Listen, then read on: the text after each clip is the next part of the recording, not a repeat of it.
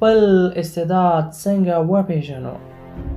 تاسې پوهیږئ چې ډیری شاګردان د ښوونځي په دوران کې نه پوهیږي چې څه هدف لري، یعنی مطلب دا چې څه باید ترې جوړ شي. دا ډول خلک خپل استعدادونه نه پېژني او په یاد ولرئ هر کله چې خپل استعداد ونه پېژنئ هېڅکله هم صحیح هدف ته نه رسیږئ او له وخت مال ضایع کولو پرته به هېڅ هم ترلاسه نه کړئ. اوس څنګه موږ پوه شو چې موږ د څه استعداد لرو؟ لومړی باید په دې پوه شئ که یو څوک د یو څه وړتیا لري یعنې استعداد یې لري، هغه کار په ډېرې خوښۍ ترسره کوي، د زړه تنګون پکې نه وي، په ډېرې لیوالتیا سره هر وخت ورته آماده وي.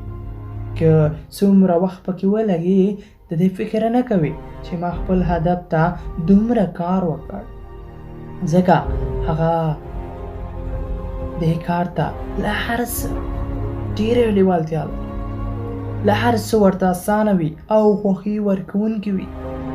او هغه څه ته چې الله جل جلاله تاسې خلق کړي یاست که هغه وپېژنئ او کار پرې وکړئ نو لوی مقام ته به ورسیږئ او د لوی عزت خاوندان به شئ.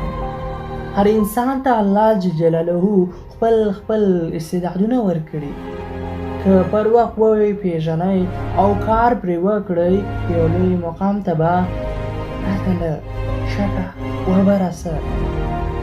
د هغه کار په کولو چې تاسې خوند او خوښي ترلاسه کوئ د همغه کار وړتیا تاسې لرئ او تاسې کولی شئ له نورو یې ښه ترسره کړئ.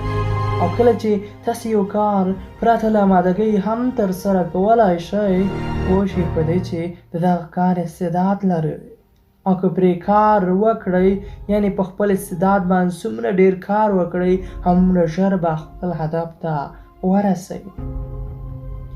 خپل د قوت او ضعف نقطې د یو مسلک په اړه په یو لیست کې ولیکئ.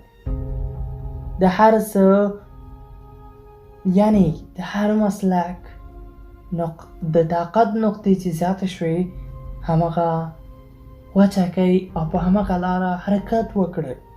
د یو هدف په ترلاسه کولو کې شاید ډېرې ستونزې ستاسو مخته راولاړ شي خو منزل ته حتما رسئ.